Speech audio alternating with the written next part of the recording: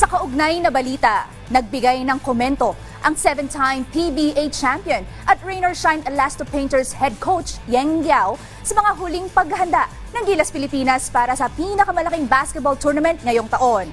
Kung ano ito, ating alamin sa ulat ni Daryl Oclares. Inaabangan na ang muling pagbabalik ng Gilas Pilipinas sa international basketball stage sa nalalapit na pagsisimula ng kanilang kampanya sa FIBA Basketball World Cup 2023. Para pagandaan ang pinakamalaking basketball tournament ngayong taon ay sumailalim ang Gilas sa ilang buwang training at kaakibat din ito ay ang pagharap ng pambansang kupunan sa ilang mga suliranin. Ayon naman kay Rain or Shine Elasto Painters head coach Yeng Guiao, hindi maiiwasan na magkaroon ng problema mula sa pag-iensayo hanggang sa mabuo ang final lineup na maglalaro sa World Cup. Alam ko marami silang mga pinagdadaan ng mga problema, no? Pero kasama yon, no? Kahit nung nandun ako, alam ko ganun talaga pagdadaanan mo. Never yan magiging smooth talaga.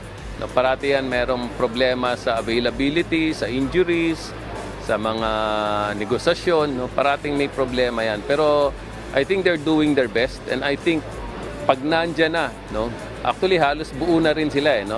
Konti na lang siguro na to, last few steps, no, before they reach their final preparation state or condition.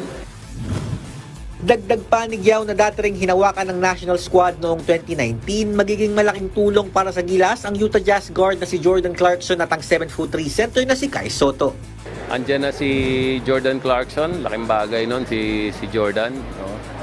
Tapos palagay ko maaayos din yung kay Kai, no? So pag naayos yun, palagay ko materyales natin panlaban na. Bilang bahagi naman ng kanilang mga huling paghahanda, sumabak ang Gilas sa ilang mga tune-up games kontra sa Ivory Coast, Montenegro at Mexico nitong nakaraang linggo. Daryl Oclares, PTV Sports.